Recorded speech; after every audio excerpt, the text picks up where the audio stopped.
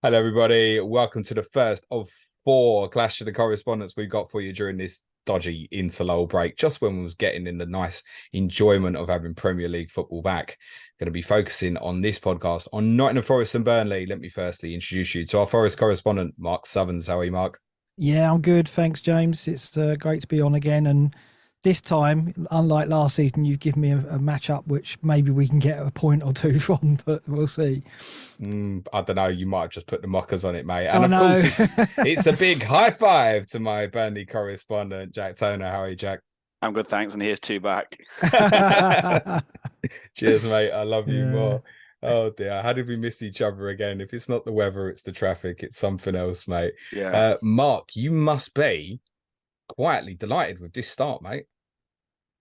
Yeah, I mean, I guess we're ahead of schedule. We wanted to get a point.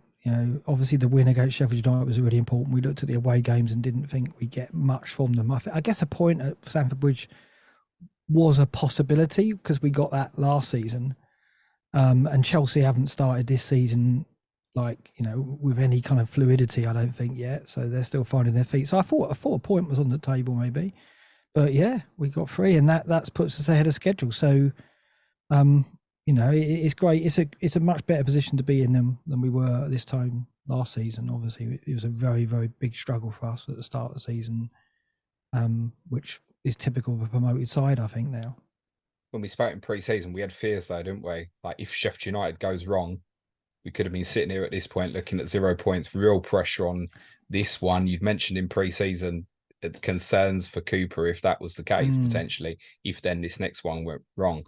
But that result Saturday means that talk's completely out the window, isn't it? You've got a buffer already over those you would, I guess, expect to finish above, if you will. Yeah, I think that takes the pressure off a bit. I think in a bizarre way, though, this game we're going to talk about is a potential red hair, is a banana skin, because coming off of the points at Chelsea, it's easy to think that it's a home game, we're expected to win. It'll be a stroll, and I don't think it will be. I think it'll be tricky, and I think the mentality of our players is and Cooper as well. It's going to be very interesting because normally we'd approach this with an unchanged side, but because of the number of players he's got coming through the door, and the fact he's now got different formations and a way of approaching games available to him, would he change anything for the Burnley game, or would he stick with the same formation and very similar 11? So the temptation to change something and then perhaps get it wrong and then this to be a banana skin is what worries me a little bit. Something like you to go buying loads of players right near the end of a transfer window. We'll come back onto some of them because I think a few of them need an intro. Jack, is this expected, this start, or has it been worse? I think looking back to the pod I did in April, I think you used the words to describe Burnley naive today. I think my sort of take on it was probably a little bit the same. I think I expected us to be better than what we have done. I mean, I can't really say that I would have expected to pick up any points or many at all in the first three. I think what's been frustrating is again for us, we've gone through 15 signings, which is so not like the Burnley we used to know. But I think looking at the side last season, it felt like we built a proper team. I think to not get Maatsen through the door, and obviously Teller's gone to Germany, and Howard Bellis has gone on loan to Southampton. I thought that those were three really instrumental players for us last season.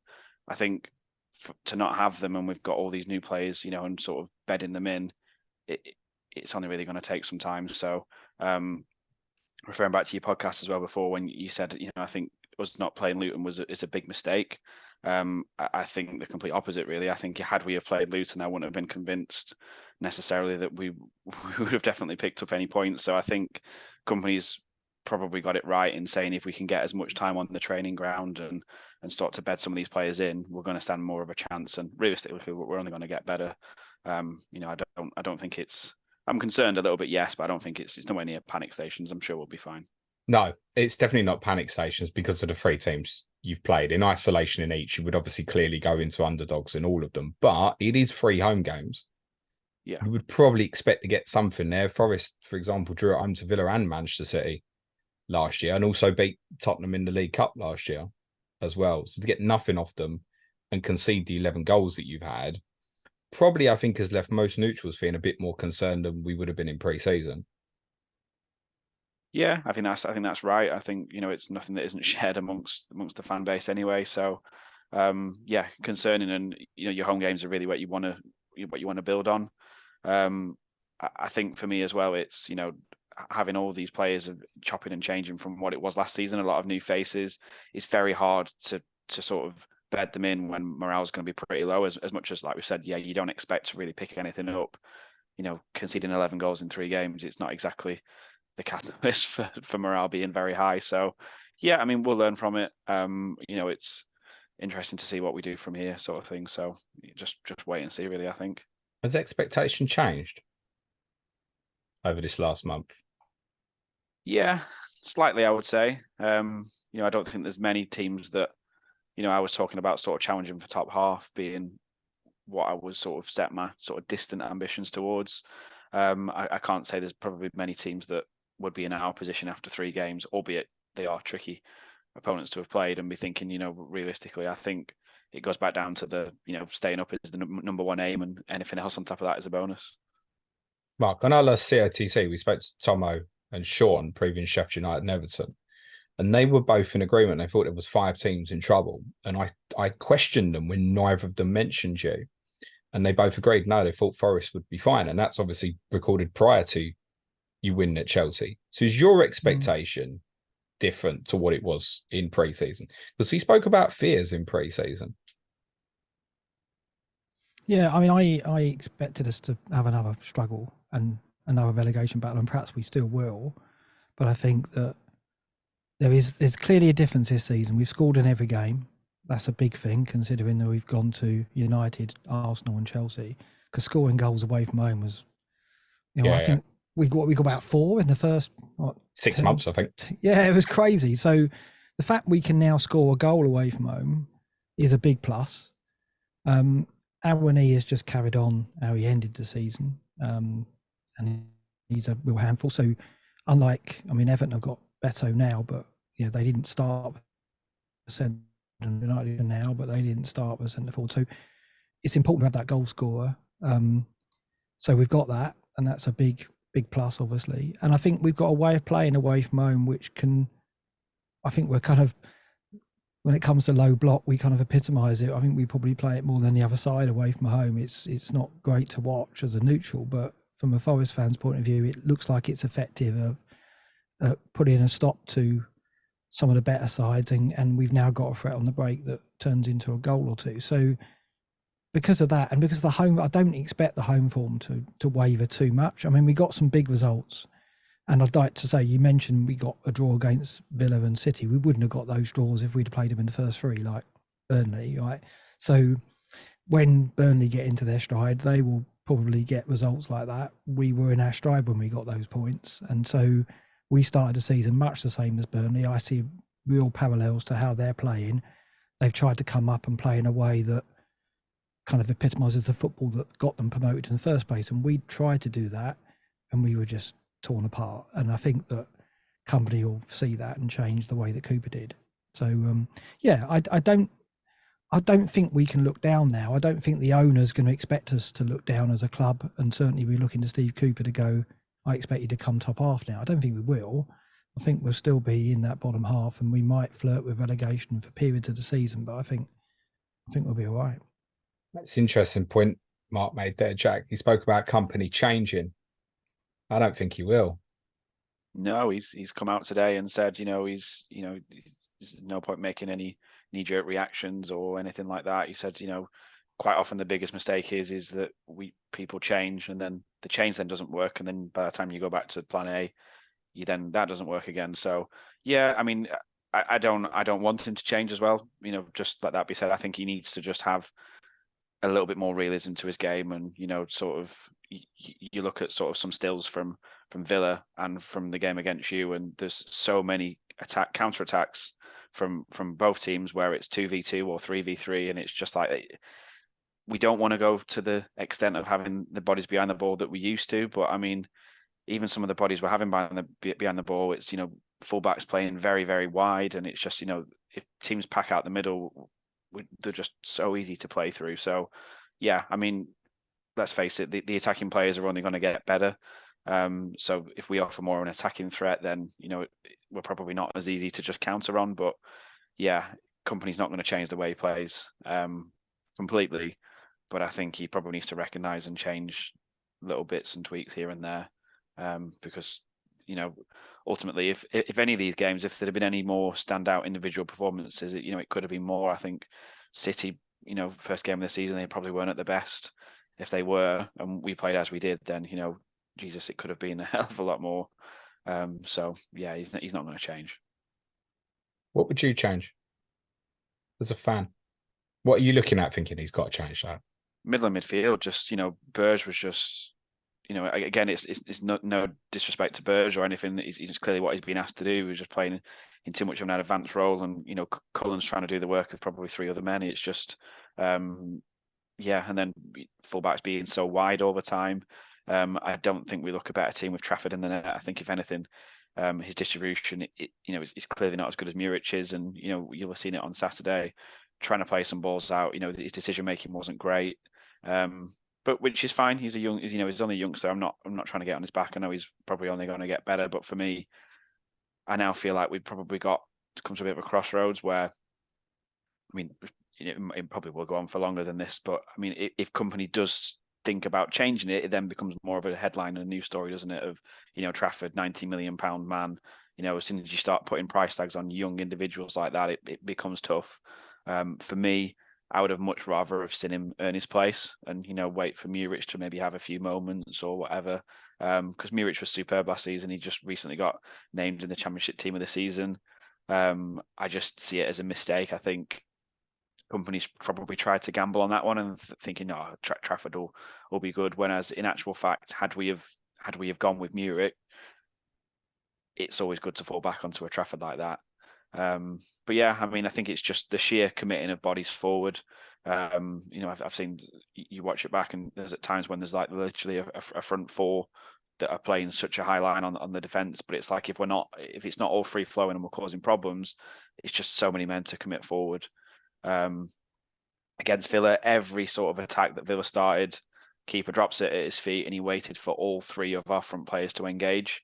As soon as they engaged, they just played it around us and played through us. So we were starting every attack with three men in front of the ball, behind the ball.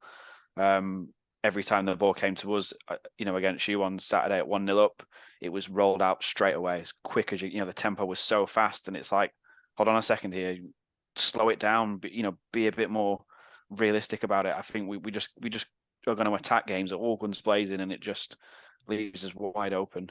So yeah, we'll get there, I'm sure, but yeah, I think for me, slow it down a little bit.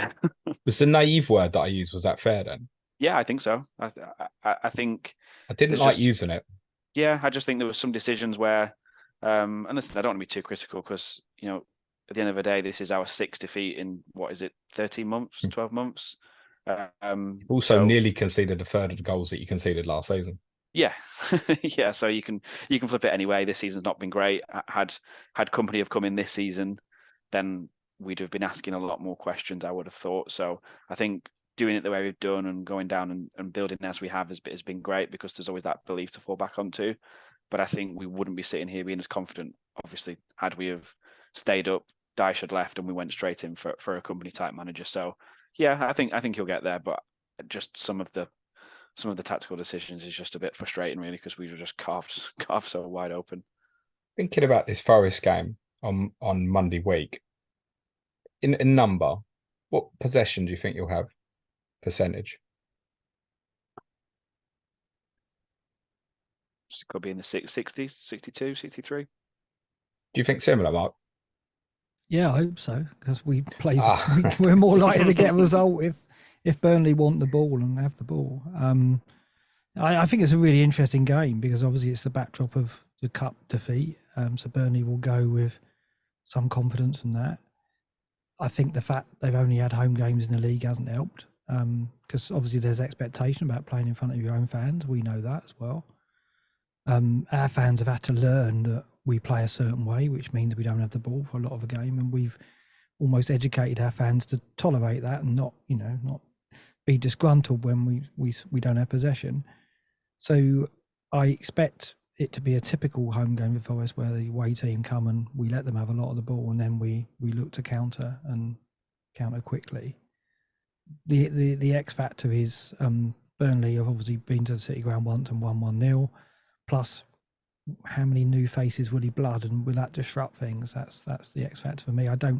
It makes me less confident, if anything, because he'll be under pressure to put Sangari in, for example, to a midfield that did very well at Stamford Bridge. So where does he make those changes? You mean the midfield that was injured, that 67% of them played, Mangala and Danilo, who were ruled out on Friday, but both started. Yeah, and they made it. Yeah, exactly. I mean, he can't help typical himself, Cooper, can he? right? No, I mean, yeah, it's what we expect. He did it in the Championship as well. He was often writing players off, and we knew that there was a chance. Yeah, I don't know. I mean, that's going to be really interesting, the team sheet, and whether we keep the formation, whether we attack this game because we think it's a winnable game. I don't know, and I think that is dangerous for me. Jack, anything from that cup win last midweek? Jack, 9 that started against Tottenham didn't start. So we only had Goodmanson and O'Shea started last midweek, who started at the weekend. Do you take confidence from that? Because I guess in terms of pattern of game, I guess it'll probably be quite similar. No, you had 60% in the cup game. Yeah, it'll be same system, different personnel. Goodmanson actually only kept his spot after playing well against Forest in the cup. So, yeah, I mean, it definitely one to take confidence from. These are the sort of games where are the really interesting ones for me, because I sort of look at it and think what we should really aim for is to be up there as the best of the rest. We're not even in contention now to your Brightons and your West Hams are gone. They're above us, but I mean the rest of them down there, I think that's really it's going to be a big ask to be the best of sort of your Palaces and your Forest. But these are the games really that you want to take inspiration from. So yeah, the cup game is probably sort of a weird one to play each other in short succession, and for how poor we've been in the league, it probably gives us that extra bit of belief. So I think the 2 weeks on the training ground, and having that belief that we did quite well in the cup, although from the game really I think it was a bit of a flip of a coin. It could have gone either way, albeit as you expected we had quite a lot of possession, but that doesn't always mean everything, does it? Hypothetical scenario, and I'm sure this won't happen here, Jack, but you get beat at Forest, and then United, Newcastle, Chelsea, and Brentford away to follow that. And we're sitting after 8 games and you've got no points. Does the football club change? Yeah, I think pressures will. The pressure won't help. I think if there's any question about Kompany and his position, I think he's pretty safe. I think the fact we've given him a 5-year deal and the way we backed him in the transfer market, I think there'd have to be different conversations about how we'd go about that. Because realistically, we can't go into every game not being competitive. So if it was to be, really poor after those games, then yeah, there'd have to be some conversations to be had. But I mean, look, there's nothing that says we can't go and get 6 points from here and from United. I'm not saying it will happen, but stranger things have happened in football. You could definitely beat United. Yeah. I actually referenced that I think you might do quite well in that fixture, actually. And I actually think, by the way, even if we were sitting here after 8 games, Jack, and you were nothing to turn this conversation on its head, I still think you'd stay up. I think you got enough about it in terms of the way you played. Actually, when you play many of the weaker teams around you, I think you probably have too much for them, because you'll be able to suffocate them in the way you suffocated others in the Championship last year. Yeah, and that's it. I think, obviously, against Villa, what didn't work for us there is what won us so many games in the Championship. It was coming out and being aggressive, from defence and centre-backs coming commanding, taking the ball out. But then, Watkins was just too much. We just didn't have enough for Diaby. They just played through us. So I think really I was a lot more impressed with Villa than I was City. And I thought Spurs again as a unit were great. I don't think there wasn't really as many individual performances as what it seemed. From what it is, I don't actually think Sonny had much of a good game. He just took his 3 chances well, as you would expect from him, as he always does. He's elite in that zone, mate. Yeah, so I think you obviously will make reference to it in your pod. I've not quite finished it, but yeah, Sonny gets all the points, but I don't think he probably deserved all the plaudits, really, because he wasn't really the best player on the pitch. I think the defensive performance from you in midfield, we just couldn't cope in midfield. So But you're not going to have to do that sometimes. We'll go back to the naive point you said about wanting to be fast. That's exactly what Tottenham wanted. So you're going to get someone with respect who's got a bit more quality, and you're trying to pay at the same pace. It's like, okay, have a look at it. It's Tottenham. Slow this down a bit, because I know Forest would. Yeah. Without a shadow of a doubt, right? So, and you're not going to. It's an interesting one, Mark. Do you think, with it being a night game at the City Ground, do you think you start at a fast tempo, or because we'd expect them to have quite a bit of the ball, do you not? I don't know. I mean, we started well against Sheffield United. We had a good first 15, 20 minutes. You'd expect to share the ball more against them, though. Yeah, yeah. I guess so. Yeah, I guess they were on the back. They came with a plan to kind of stifle us a bit. I don't know. This is it. I think it's a really hard game to read. There's just so many variables to this, because I didn't expect to be going into it off a win at Chelsea for a start. So that I think that does change the mentality a bit. It's a home game though, right? So we expect to get results against any team at home, to be frank, because that's what it's like at the City Ground. It's in the cup game. From what I didn't go, but from what I hear, the atmosphere wasn't what we'd expect from a league game. Don't know why that was. I think it's still sold out, but it was pretty flat on the pitch, flat in the crowd. It won't be like that. It won't be like that in the league game.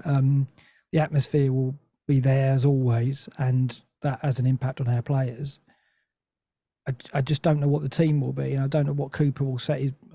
I mean, I'd be more confident if I saw a few changes and we playing three at the back again. But I've got a feeling he's going to go forward at the back and attack it. I think he'll go forward at the back. I think he might. Really? I think I'd be staggered by that, mate. I hope not, but I think the signings he's got are made to give him the flexibility with formations. And when you look at the fixtures and you think, well, home to Burnley, when you start, the season and any promoted side at home, you've got to think, well, we win that game. We go for it. So I wonder whether it's come at the wrong time for us, in that he's under pressure. I think the crowd will definitely be thinking, well, we're going to play 3 or 4 new signings, we're going to play a different brand of football, and we're going to win 2 or 3-0. That's what some of the fans will think. The crowd not look at what just happened at Chelsea and even the performances at Old Trafford and at the Emirates, and see that some of what's happening here is working, plus all those important results towards the back end of last season, right? I hope so, but I think the window, because of the 7 signings, because of the nature of those players coming for they'll expect Elanga and Hudson-Odoi to get minutes. I don't know if they will. They'll expect Sangare to be in the starting 11. They'll probably expect Tavares at left back instead of I don't know. I mean, I don't know what. I think there's going to be a mix of expectation. Whereas if we'd have come off a defeat at Chelsea or draw, we snatched a point, we'd go into this game and I think, now, had we not had the window we had, we go into this game and we play 3 at the back.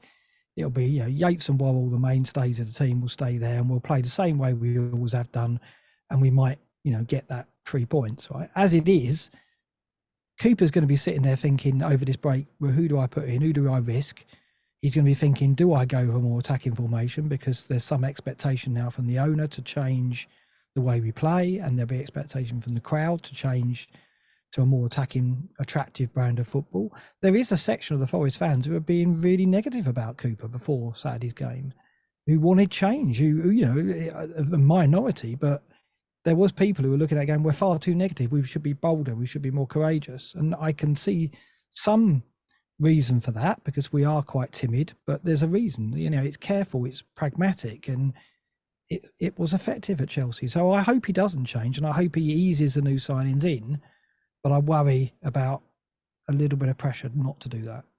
It's also been effective against sides that that are going to have a lot of the ball, and we've kind of ascertained we probably expect Burnley to at least have 6 attempts of it. It's probably at a minimum, to be totally honest, subject to maybe if you go in front, that might change, Jack. But while it stays level or you're behind, you're going to dominate the ball for sure. I'd be very, very surprised, Mark, if he instantly went to a back 4, especially after winning as well. Maybe if you'd had a bad result at Chelsea, understand it more, but I think it's almost like catch-22, isn't it? If he goes to a back 4 and you lose 3-1 at home to Burnley and you're too open, it's gone round. And certainly then he'll revert. Oh, City away next. Okay, right, 7 at the back. Let's play 7-2-1. So I'd be surprised personally. Will Matt Turner be in goal? Yeah, I think so. I think that long term Lacademos is likely to be the number one. I'm glad you said that, not me. I've been practicing. But I think that I think Cooper will wait. He won't put him straight in. Again, this is what I mean. That's one of the decisions, right? It's a variable that is a bit unsettling, I think. The fact that, we could see a change in goal. That's a key position. I don't want that, but the fact you asked the question means there's some doubt, right? So, you bought a new goalkeeper who's very experienced, who's played Champions League football, who I presume's not rocked up to be the number 2, but then neither would Matt Turner, right? No. So I think Turner starts, yeah. Okay. Wing backs, we're going to get Nuno Tavares at 4.0 flying down the left-hand side instantly, are we? Well, again, it's a possible change there. He is more attacking than Aina, isn't he? He certainly is better going forward. I think his strength is going forward. And, that's another decision he's got to make. Cooper's going to look at it and go, it's a home game against Burnley. I bought Tavares for his attacking potential and his athleticism and pace. Surely I feel some pressure to put him in that game. He made his debut at Chelsea. I think there's a chance he might start. That one would make more logic, though. Yeah. He's got a sub appearance in. Okay, yeah, home game, more offensive wing back. Yes, yeah, that would make possible sense. Yeah, and in an FPL, if he's a regular starter as a wing back, he's going to be worth having. I think at 4 million. I had him in UCL fantasy at 4.0 last year, and he did chip in. He'd be another one to add to the 4.0s. Do we, Jack, while we're on 4.0 defenders, do we need to scrub Jordan Beyer from our thinking at the moment? Or should he still be on radar? What would you say to someone who owns him at the moment? Well, I own him. Okay, what would you say to yourself? It depends what other fires you've got. I mean, realistically, if you bought him, were you really expecting to get points off a City and a blank, and then a tough Villa and you probably weren't hoping for any. At most, you were thinking Burnley would pick up maybe a couple of draws, but were you expecting them to be 0-0 draws? Probably not. Realistically, I think with him getting back from injury so quick, as it probably wasn't reported, I think if you've got him now for the Forest game, if now was a time to play him, it would be. It's the biggest case you can make since the start of the season, and probably the biggest case you can make for a good number of weeks. So I wouldn't be in a rush, obviously, to go there if you didn't have 100%. There's far many better options out there. No, but I don't think people would be buying at the moment because of what's to come. Do you think you'll start him, or is he going to sit on the bench? Depends what other transfers I make. I've got 2 to make, so I'll juggle it around. But yeah, I mean, if depending on the side, I wouldn't be opposed to starting him, but. Again, we've been so shaky in defence. I don't really see a clean sheet coming, so I also don't think Bay is the best for an attacking return either. So probably not. No. You see, just fast forward in here, and I know you're coming back on. I think around about game week 10, 11, when actually you come into a really good run of form. Obviously, you've got a few other 4.0s, Alderkill and Delcroix, who did start against Villa and then came on against Tottenham at the weekend. Are either of them better longer term, do you think, than Beyer? Delcroix definitely not. I've not seen anything from him so far. I wasn't impressed what I saw. No, garbage from what I've seen so far. He was better at centre half than he was at left back. I think it's criminal we've not signed a left back, by the way. But yeah, I still think Jordan Beyer is definitely the best centre half we've got at the club. I think as well with him being sort of ever present last season as well. I think, yeah, it got to be the number one for me. What's his solution at left back then? Obviously, he tried to get him Maatsen back on deadline day. It's one hell of a bid actually you put in, but I understand he turned it down. I think by the sounds of it.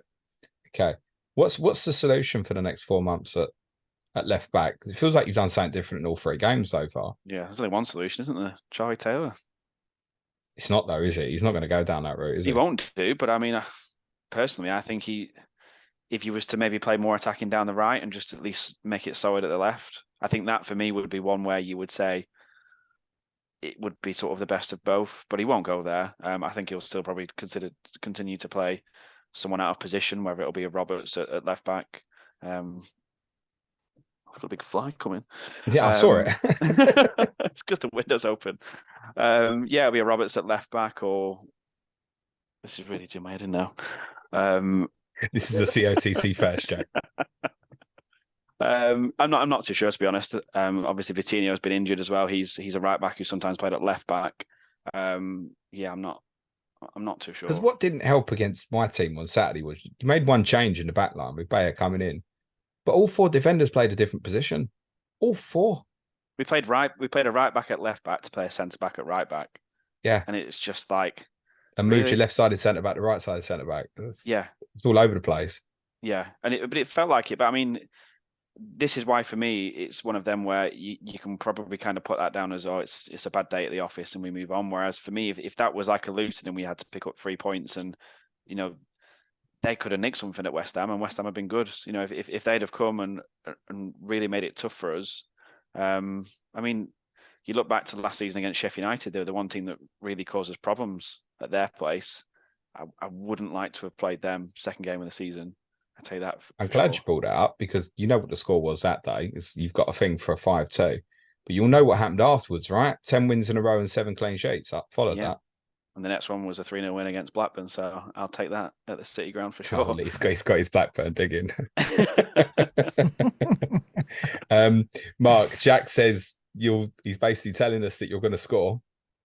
So I take it Taiwo Awoniyi is in Mark Sutherns' FPL team at the moment. No, he's not. What's going on, mate? But he obviously from game week 7. I mean, this isn't a period that I identified as a period for Forest to bat them. But I think from 7 onwards, the run's good.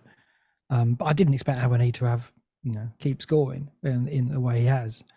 I mean, it's at home. We normally score. I think when you came to City Ground last season was the only time I saw them fail to score. I think there's one other game where we failed to score. The only time I saw an opposition team fail to score against us as well, mate. I think. But I expect us to score a goal. I think. I mean, it could be, it could be a game of goals. I do think that, because I think that. I worry that we'll make a few changes that will disrupt a few things. I mean, I look at the back line and we've got CotC and Felipe who are fit now. They're our first choice defence, but do you take Bolly and McKenna out after they... I mean, Bolly had an injury, so maybe he's going to be forced out. I think Worrell has to start. So I think our defence could be all changed as well. If you consider Tavares could start left wing back, does Montiel come in for OEA? Maybe not yet, but that's going to happen at some point. So we could have a much changed defence as well. I don't know how that's going to go. Felipe, the sooner he gets back in our defence, the better I feel about it. So I want him certainly to be You've bought a couple of other defenders, haven't you? You bought Omobamidele for Norwich. Yeah. That was a sizable fee, mate. Yeah, that was the one that most impressed me, actually, because we were obviously in for Chalobah and we were bidding late and we clearly weren't going to get him. And then we quickly moved for Omobamidele. It's difficult. I haven't learned that one.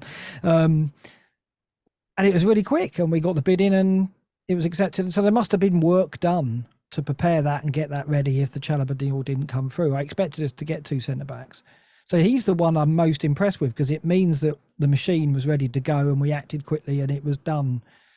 And for me, that is an effective kind of recruitment setup, which we haven't had before in years gone by, right? So for me, that's like, okay, we obviously do mean business and we've got all that infrastructure in place to react quickly. It wasn't like, oh, we won't get Chalobah, we'll call it a day there. It was like, no, we need another centre-back. We're going to go and get the Norwich player. So I really enjoy it. I mean, I don't think he's going to be a factor yet, but he's certainly one for the future. Is Murillo a centre-back as well? Murillo's a left-sided centre-back, yeah. Yeah, again, so he'll 21. Probably compete with CotC and Worrell, probably left-sided. Yeah, he's back up for McKenna and CotC on the left side. Omobamidele, I guess, will be the Worrell position, the kind of more sweeper position, because he's a defender who can bring the ball out. He's a good distributor of the ball. So I think we've got him maybe for that central role. And that could be where the system does change a bit. Maybe we keep 3 at the back, but we bring someone like him in to actually be a catalyst for attacks. Worrell isn't quite that. He's not as comfortable on the ball as this guy. So I think that might be the way we evolve if we do keep 3 at the back. I mean, the fact that we've signed so many fullbacks and got so many fullbacks makes me think we're going to keep that system of 3 at the back and maybe just adapt it, is what I think. But we'll Yeah, I see. think like a Tavares as well. That's not a left back, mate. No, he's not. That's a wing back No. for you as well. Yeah. I was surprised by the signing of Montiel because it was so glaringly obvious, a little bit like with Jack's team as well, that you need someone for the left hand side. Zaynos can play right side as well. He's obviously been covering on the left hand side. I'm glad that you got that one done. Do you know how many defenders you got listed in FPL at the moment? I don't know. Go on, have a guess. Guess the 11, number. 12? No, I'll go for mate. 11. It's 14, and Omobamidele 14? does not have a price yet, mate. Does he not? So there's 15 of them. Yeah, it's crazy, isn't it? I mean, like we haven't even talked about, likes of Nico Williams, who. But can I just say on those 15, they're probably all competitive to be in the team. That's what's. I don't know to say that as a compliment or sort of laugh about it because Bianconi is the only one, and obviously Murillo over there's a new sign as well, so perhaps it might be a while to get up to speed. But all the others will like feature for you. Powell is the only other one. Josh Powell, young boy who played for you in pre-season, is the only other one who won't feature at the moment. The rest of again, I think they've got a chance of playing. Yeah, I think so. And I think when you look at if we're going to play wing backs, you've got Williams and Toffolo as well, who you can throw in as backups to the backups if you really want to. I don't know. I mean, let's see what the squad of 25 looks like, right? Because I just don't think the likes of Toffolo can get in there. I mean, like you say, Powell probably is not going to be a factor now. But yeah, there's a lot back there, and you're right. There's probably about 7 or 8 all about the same level. I think Niakate and Felipe are probably by far our top 2 defenders. I mean, Bolly's done well for us, but those 2 I think are standouts, and then the rest are more or less of the same level, I would say. Which perhaps he's doing Aurier bad because the interesting thing is the 3 of them have done well at the weekend, there, haven't they? I have, yeah. None of them would deserve to come out of the team for that performance at the weekend. No, which is again, this is what I mean. Cooper's got some questions to ask, and he's got to get those answers right, and that's what makes me a little bit nervous. Is that he will be tempted to make changes, and it could disrupt us to the point where Burnley causes some problems, I think. Jack, can you give us any information on 2 of your most recent signs, who I must profess to know absolutely nothing about? Wilson Odobert. What do we know about him?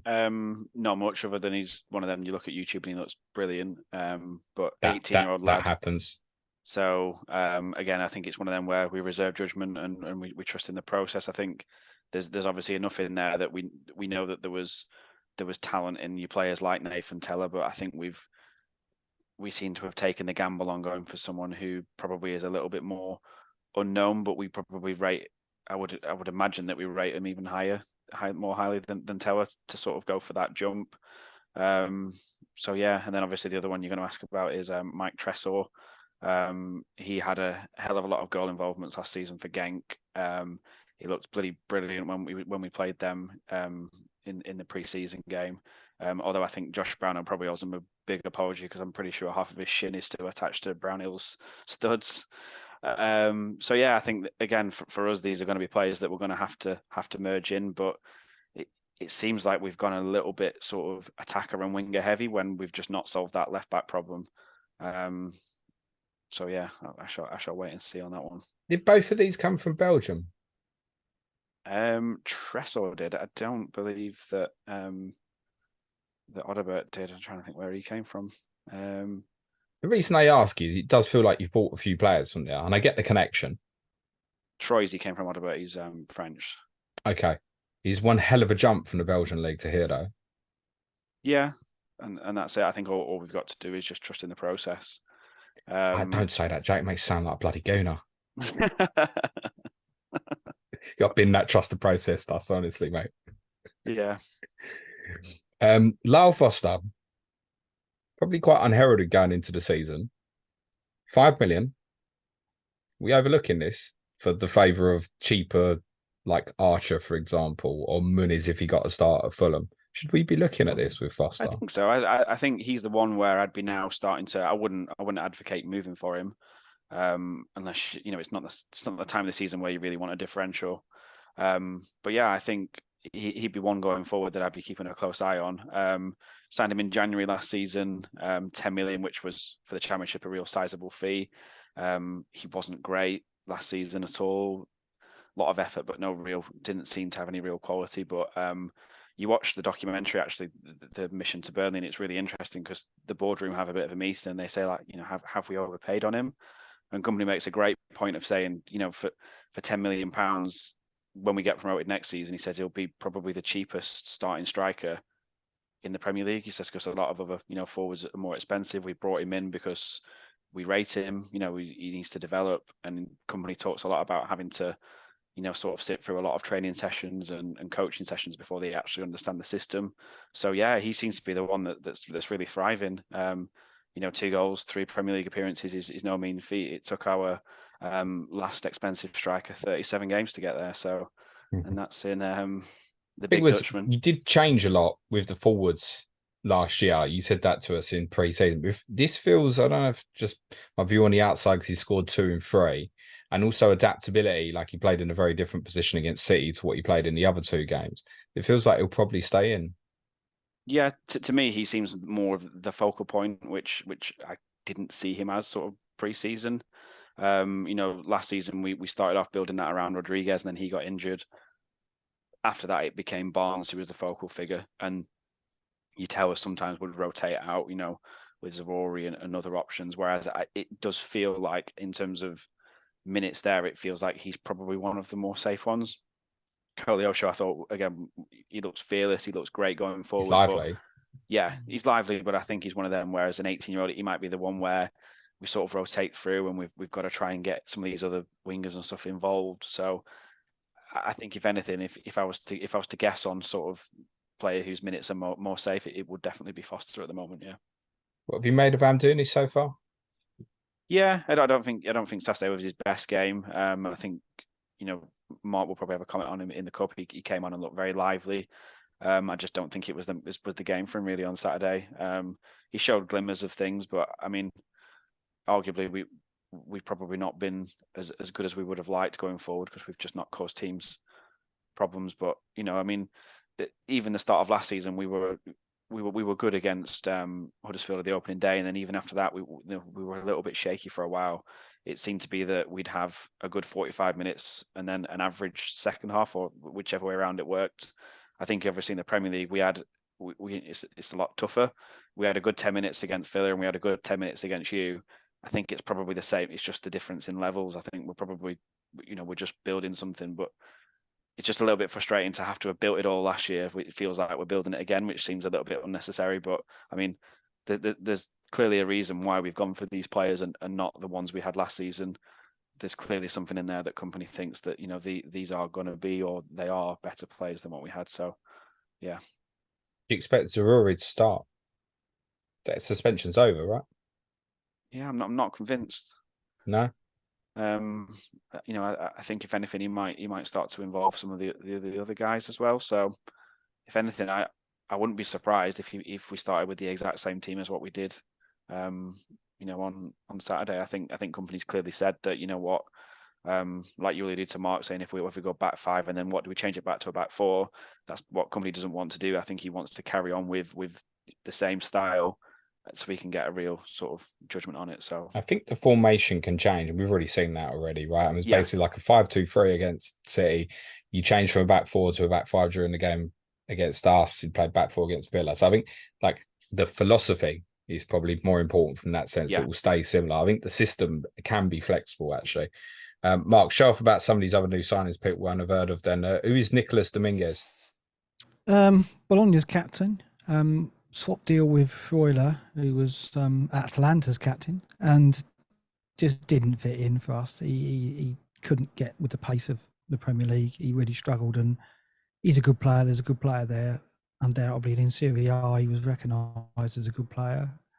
But the swap deal with Dominguez looks good for us. This guy appears to have a bit more about him in terms of the tools he's probably going to need. He's a bit more aggressive.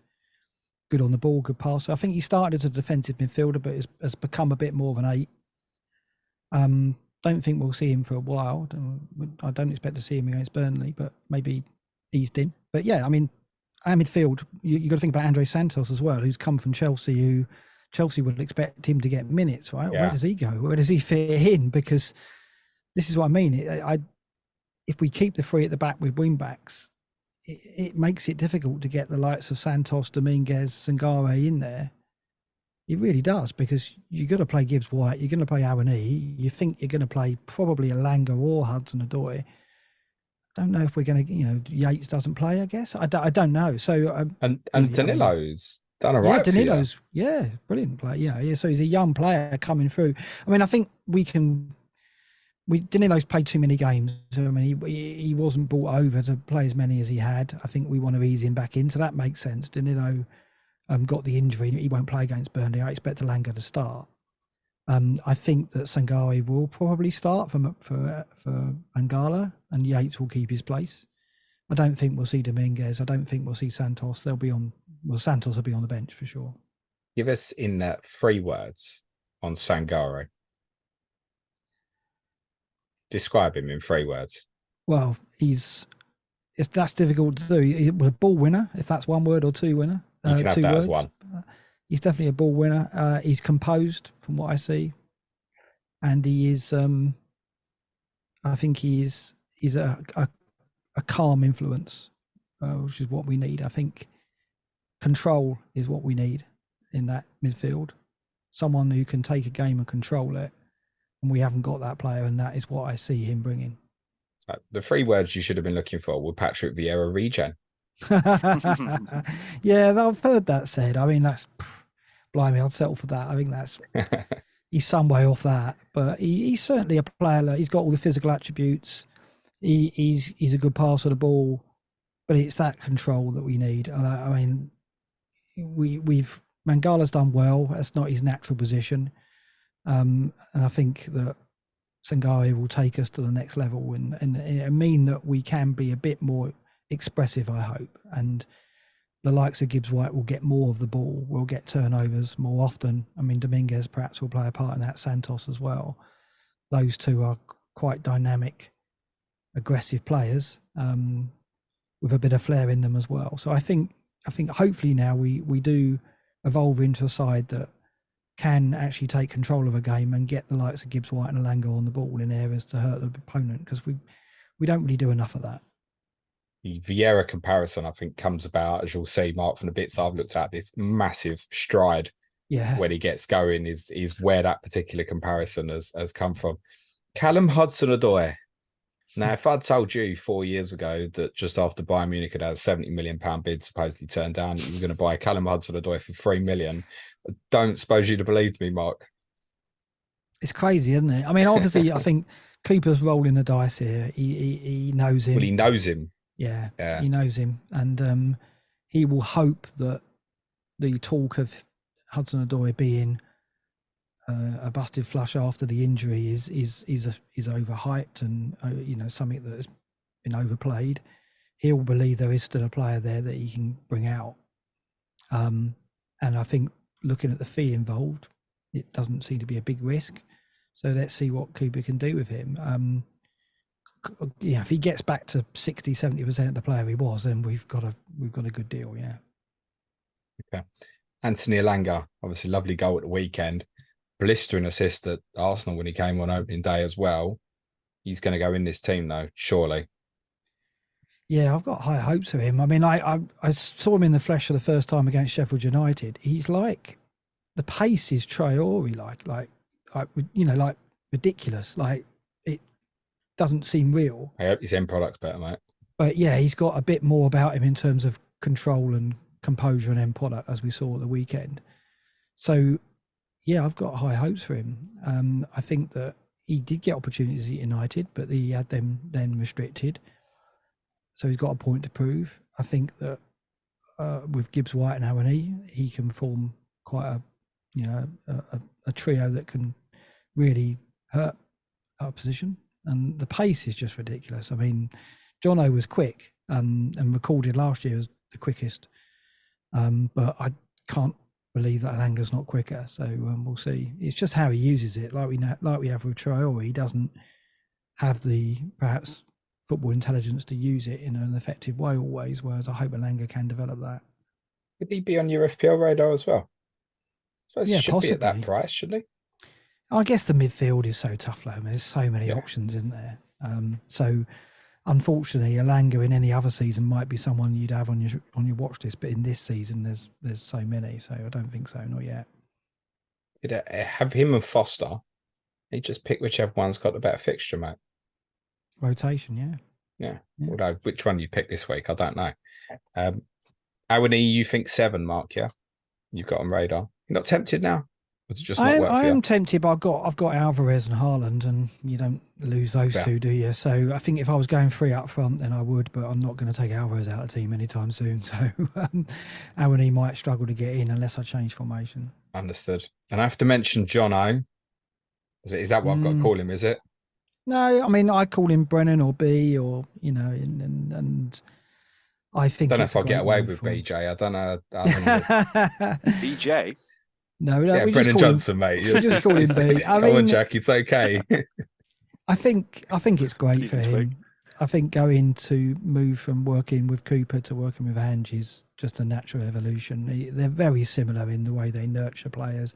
Everything I'm hearing coming out of Spurs is kind of like an amplified version of what we know Cooper does as well. It's all about the family. It's all about the individual, the person, not just the player on the pitch, but the person as well. And Ange said that when he bought Johnson, it was, yes, he's a talented player with great potential, who can make a difference now, but it's the person he's bought into, and that, I'm chuffed for him. I'm chuffed for him and his family, because I think he'll flourish, and you've got a player who could go crazy for you in the next couple of seasons. All right, noted. So you can help me out there, because I'm sick of all these who's going to play up front for Tottenham next week questions already. What's his best position, Mark? Is it up front? Is it on the right? What is it? It's on the right, inverted on the right. I mean, he can play right out wide and be a provider of chances, but his strength is cutting inside and providing that threat. He could play on the left. He could play the role that Solomon played, and cut inside the same way. And a lot of talk is that will be his eventual position. But I think he's going to be an understudy to Kulusevski for a while until he gets his chance, and then once he takes it, he'll grab it. I think the difference between him and Kulusevski is a very lovely player who's an assister. Johnson is a goal scorer, and I think once Johnson gets in and starts looking a real goal threat, it's going to be hard to get him out of the team. Is he better than Richarlison? Johnson? Yeah. I think. Don't hesitate, mate. I think as end product, yes. I think he is. Thanks. Yeah. That's good enough for me. Yeah. Richarlison's not in your FPL team, is he? He was. It's like, I got taken in by I've got to get a player who's playing out of position up front. And I got him out low. I took him out this week for me and your podcast partner might have been messaging last week, and I think he kept him, didn't he? Did he try and tap you up for advice? No, to be fair, I'd sent him a message about Udogie because I know he'd referenced me on some stuff, so I'd sent him some additional info, and then he reminded me he had Richarlison. I was like, oh mate, it's rough, because the principal idea of keeping him, look what happened at the weekend, was kind of right, really.